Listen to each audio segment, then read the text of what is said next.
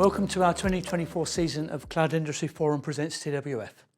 We're speaking to you live from our mixed reality studio with the help of our friends here at Disruptive Live. And on this TechWave Forum podcast, we usually interview a guest from one of our members, from someone with something to say about cloud technology, AI, digital transformation, leadership, or with ideas about what's coming next.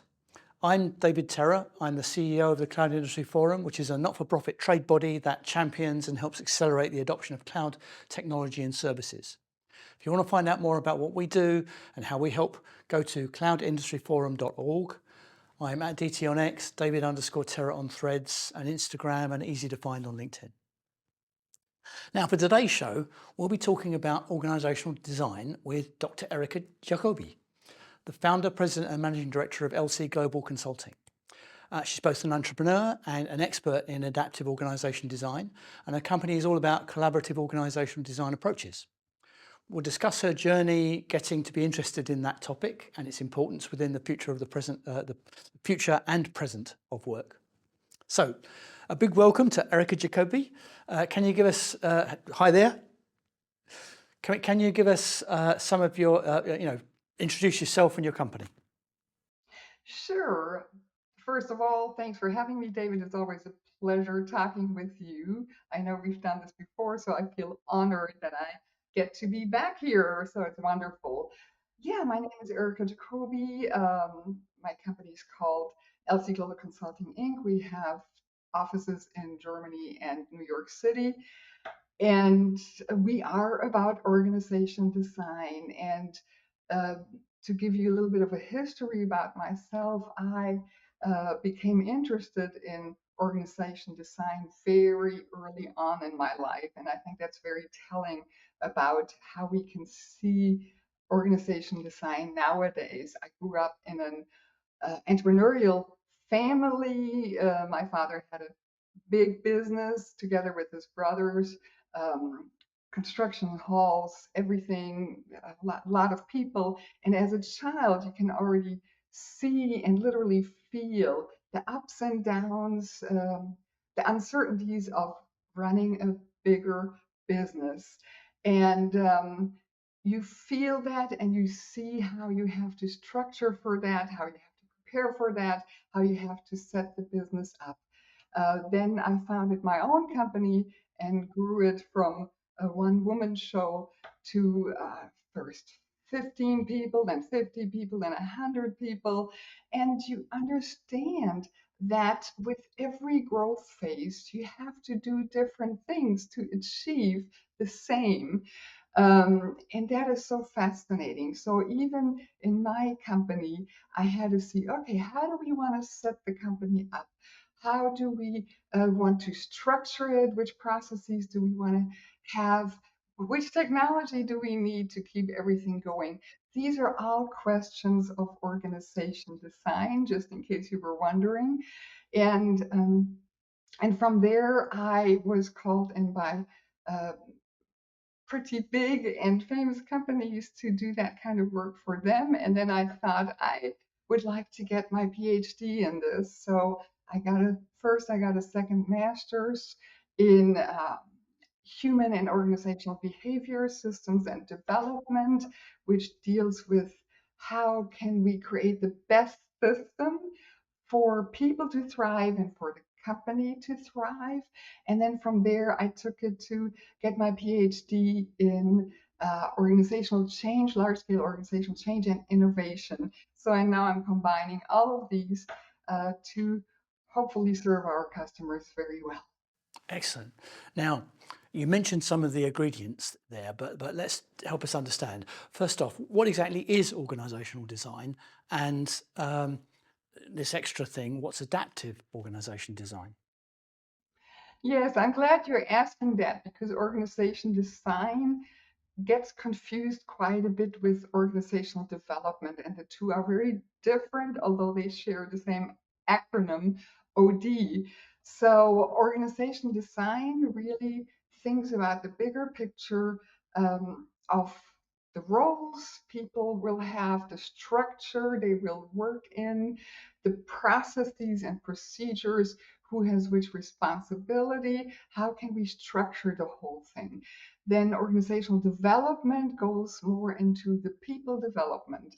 Um, and you can maybe compare it, or some people compare it to a car. If you have a car, and or if you're planning or designing a car, you first want to see what's the purpose, the later purpose going to be of this car. Does it have to be a sturdy car, or is it a sports car? And then we'll design the infrastructure accordingly, right? So we link, and that's also the same thing that's happening in organizational design. We think of the business purpose and then structure it accordingly to see which purpose, which structure and processes and systems can help the business and the people flourish. That's organization design, in contrast to organizational development. And then from there, you can already ask yourself the question, how do you view your business? Is it that mechanistic view of a car where we see the purpose and then we structure for it? Or do you see it more as an organism where we have to structure for self-development, right? That would be the caterpillar to butterfly metaphor, where we make very, very, very different decisions on how we want to structure a company. Then you asked me about adaptive organization design. That is very much geared toward adaptability, as the name already says, right? So how can we live and survive this crazy, crazy volatility out there that most businesses are facing right now? How can we have adaptive systems, dynamic systems? And that is a different kind of sense making and decision making when we want to structure and think about the purpose and think about the systems and the processes and who gets to have which role. I also want to clearly set this apart from traditional organization design, which has always been um, about efficiency, right? Traditionally, organization design, maybe in the 60s and the 70s, we thought, the field had thought we had figured out how to do business for efficiency. And then we would have hierarchies that worked seamlessly well, and where there was a trickle down mechanism of everything. And nowadays we understand that this is not fast enough. A hierarchy is not fast enough any longer, in most cases, not all, to be adaptive to the market changes that we're facing and to the needs that modern organizations have. Nowadays, we also want to structure for distinction. There was a time, again, traditional org design, when we thought we have figured it out what the best way of structuring is, so it's best to structure every org the same. Nowadays, we would say the exact opposite.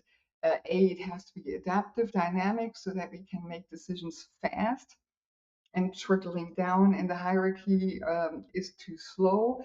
But the question is also, how can we stand out in the market, and how can we outperform our competitors, not only in efficiency, the better, faster method, right? But how can we stand out so that we are recognized as a brand, so that we can turn into a talent magnet, and so we need to do things differently so that we can attract people, right? So that's the MO of modern organization design, and adaptive organization design then also looks at how can we structure and organize things so that a company stays adaptive and agile. That sounds great, and you covered an awful lot of ground there. Maybe you could give us an example. An example, there are many, because you can take it to be on the team level, that you're reorganizing your team on the team level, or between teams, or for the entire organization. And there are many examples I could give you. So let me see. I want to give you our flagship example where we worked with a European research project management firm, and they were explosively growing. We're talking doubling year after year, and they understood exactly what I described for my own company. Once you're growing, then you need to do things differently in order to keep the same success or even excel or go beyond that. So they needed highly specialized people, but they also needed them on very, very different projects. And the projects were also very complex. And the company was growing and growing and growing. So more people, more people, more people. How do you keep this agile and adaptive so that people can almost self-organized between the project teams? That was our goal. Also in brackets as a thought, usually when companies grow that explosively and all of a sudden it's 500 people, 700 people, and so on, usually companies and organizations default to a hierarchy, then they have silos. And for certain business purposes, that's the last thing you want, right? So that was the same for them. And then we co-created, that's what we do, we co-design and collect data and so on together in a collective effort and involve everyone in the decision making process, or at least in the collection process of the data and in the design process. But we then landed on a so-called holographic organization design, which is, I mean, the question is always like, if you don't want to have a hierarchy, how do you want to structure it? So we landed on a holographic organization design, which takes the example of the brain as a metaphor and structures it accordingly, structures the entire organization accordingly, meaning we need redundancies because we know that the brain doesn't use all its parts all the time, but it most certainly has a lot of cells and each cell has the same set of information. Then there is a strong focus on communication between the cells and how do we want to regulate that, if at all, right? So that's what we did for that company very successfully. And how I define success is that people were engaged, people loved it. You know, you may have come across this at uh, in your experience as well. Usually, when the door opens and consultants come in, people are concerned, people are afraid. Are we going to be structured out, right? So this is what organization design used to stand for. And here we go, and we start a very creative process, which huge implications in the end. So the success was that people were so uh, engaged and that they loved it, and because they also co-created the system and that way also had a chance of growing into it. The owners were very concerned that they would lose some people. We didn't lose a single soul. We grew and doubled, and structured also with the system, with a scalable system, right? So that's one part of what we did there. But just to show you how complex it really is, from there, we also took that to go into the onboarding system, into the people operations system. Um, we needed a tech infrastructure. And also, then we created a whole culture system around this because the brain also has two sides. How precise, you know, there are times when we need to cross all the T's and dot all the I's, and there are times in the project circle where we have to be extremely creative. So we also took this as a culture model, and in the end, truly, truly created an organization design that helped that company grow, scale, double, and do wonderful things, and still have the feeling that it's them, right? In fact, they said it was with that model more them than ever before, and that's a feedback I like to hear. To give you another example, for example, a retail fashion retail company uh, understands that if they make, freely inventing here, freely jamming here, but if they make 1,000 skirts And then the customers don't want skirts that day, or if they make skirts in red and customers don't like that red. And they sort of thought, like, can we be on the pulse more of our customers? So they created a system that would link their manufacturing and design to an on-demand and link it to the shops where the salespeople would really listen carefully and pass the information on, so that if people said, do you have the same thing in blue, or we need it a little bigger, or this is too long, so they were on the pulse, and that was the feedback loop back to the manufacturing so that they would produce it the next day, right? So that's fast. That's fast if you compare it to more traditional systems. And then, of course, there's also the same thing on the team level, where you have to decide, for example, with return to the office, do our processes still work? Um, some people say, have they ever worked?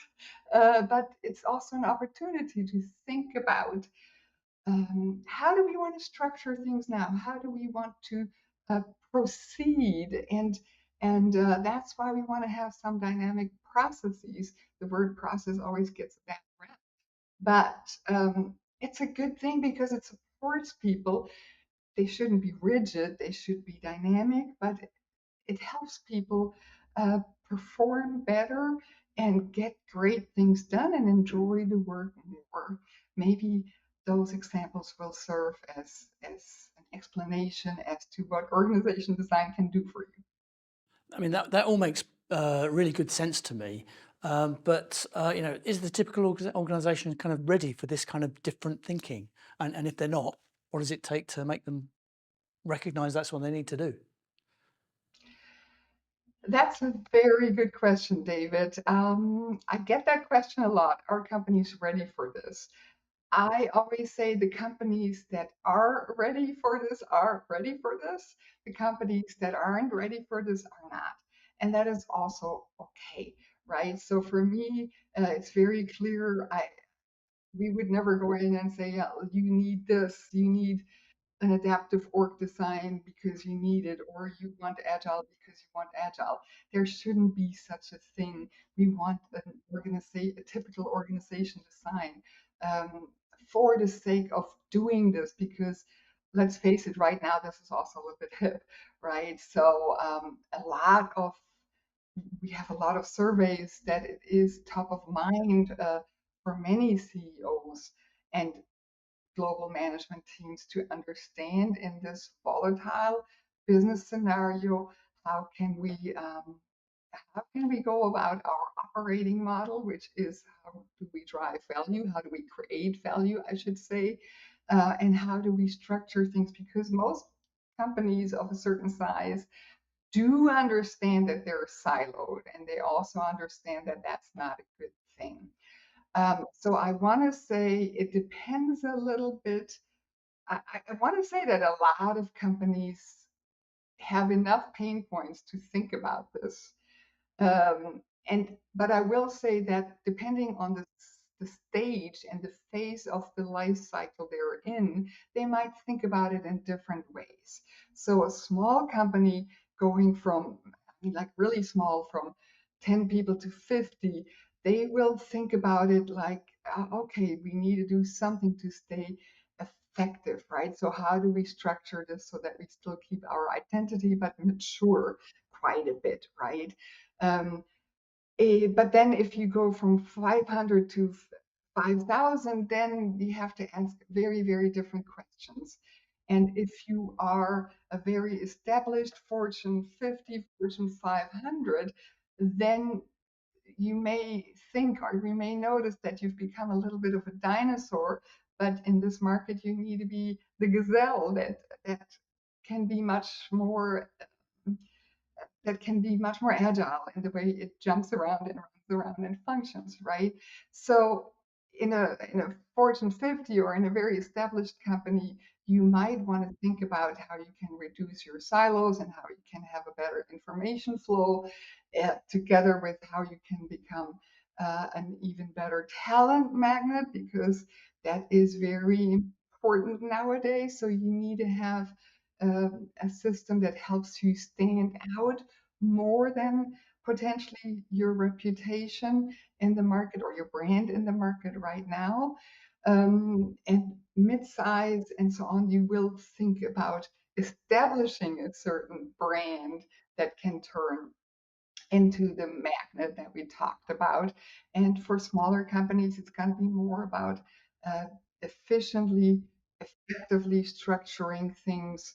And of course, in the bigger companies or super big companies, you can also start small and say, we're going to look at one unit and see what we can do here. And now comes the differentiation. In my eyes, a lot of people say, okay, we're going to start this with one unit, and then we're going to roll it out to all the other units. I would strongly vote against that, because it is the process that needs that individualized, tailored care and sense making. You also asked me what would I say to companies that are not ready for this. I would say it depends. Um, it depends on why I think they're not ready for it. If they're simply not ready and everything works, end of the conversation, right? Um, you don't have to start work. It usually comes when you're growing. It usually comes with certain pain points. If those pain points are not there, why change a good thing, right? Um, so then you may have to wait until you see the pain points, right, somewhere. But what I notice more is that people are concerned, right, that they're not starting this work because they are afraid it's going to be disruptive.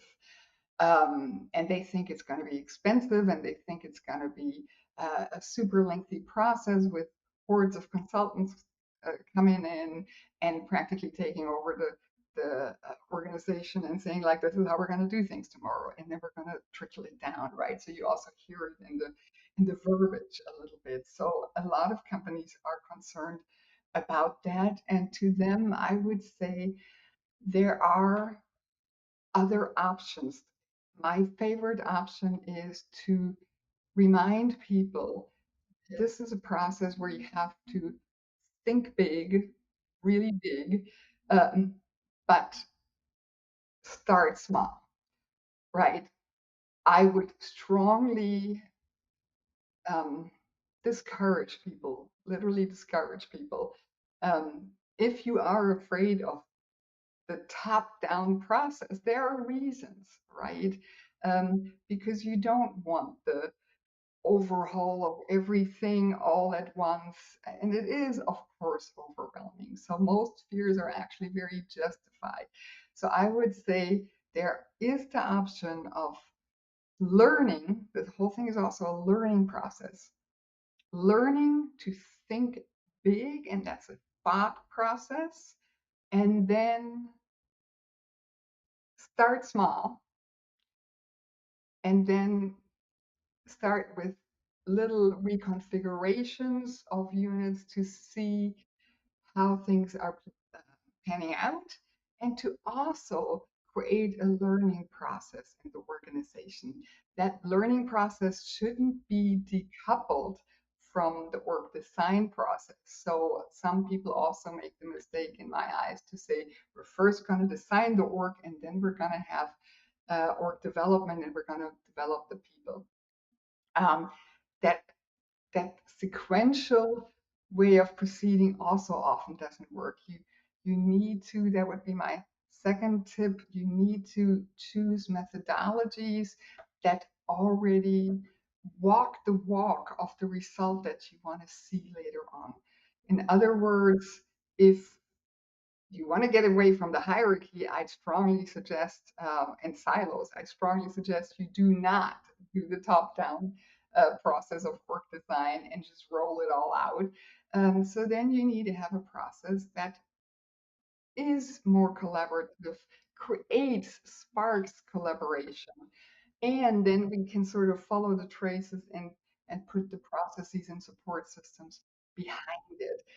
Last consider it a learning process where the company also learns to learn, and make sure that that is a process that really goes towards self-organization.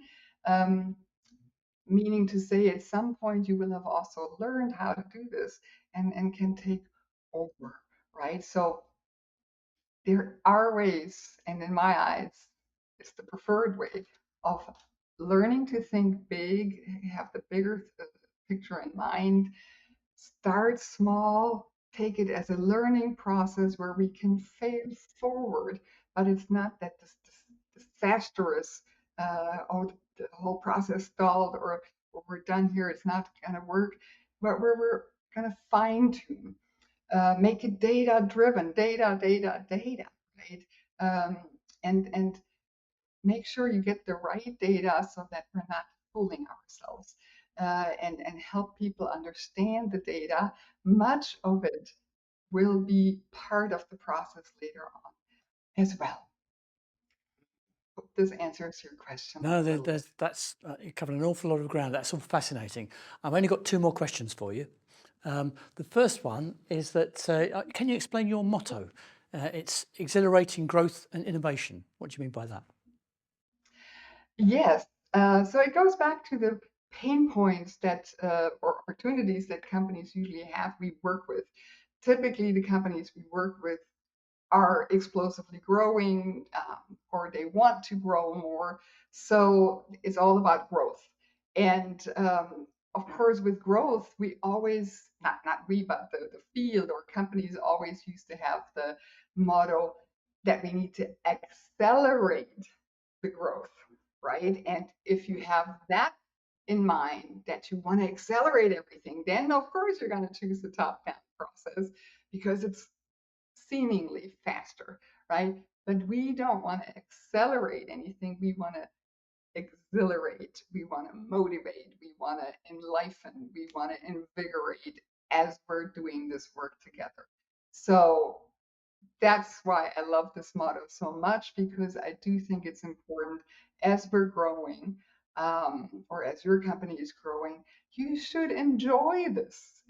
You shouldn't be exhausted because that's not a fantastic growth experience, right? So that's why we chose the motto that yes, growth, yes, innovation, but it should be an exhilarating experience. We're not only fast, and efficiency, right? So it should be that invigorating, fun, let's use the word fun experience, that you will never forget, because then, in a positive way, because then um, your clients with the customer experience side and the employee experience side will also have the much greater ties to your company and your organization. And now, my last question. We're actually in a new era. What do you think of AI? AI. Yes, I absolutely agree. It is here, right? We are in a new era, and I can wholeheartedly say that I love AI and everything that comes with it. Of course, we need to regulate it. Of course, we need to find our ways of how to deal with it. But I think it's very clear that AI opens the door to new opportunities in ways that we haven't seen it in a long time. Now, what do I love about it so much? In my eyes, AI and org design, the way I understand it, have a lot in common, and that starts with the goals.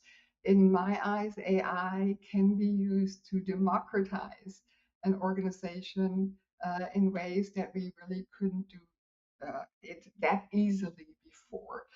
Um, it's also, people love AI so much that the latest Microsoft and LinkedIn report stated that if the organization, talking about readiness, if the organization and the leadership is not quite ready with their AI strategy, people bring their solutions, AI solutions, from home, right? And that's exactly what I'm talking about, where I go like, wow, this is an employee-driven adoption, if you will. This is an employee-driven um, uh, movement or phase, right? People want it. That's so great about it. And why do they want AI?